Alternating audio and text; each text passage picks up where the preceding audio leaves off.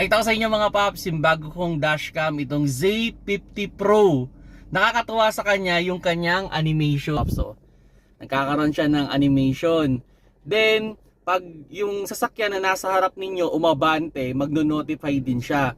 Tapos, napaka linaw niya talaga kasi 4K resolution na itong ating dashcam. Tapos ito naman yung kanyang rear cam mga paps. So, yan, pakita ko sa inyo dito sa kanyang apps. Okay, so yan. Yan yung kanyang front cam, 4K resolution na yan. Then, punta tayo dun sa kanyang rear cam. Okay? So, yan yung kanyang rear cam. O, yan o. Linaw, di ba? 1080p naman yung kanyang rear cam. So, yun mga paps, no? Ganda nitong Z50 Pro. Hanggang 512GB ang kaya nito.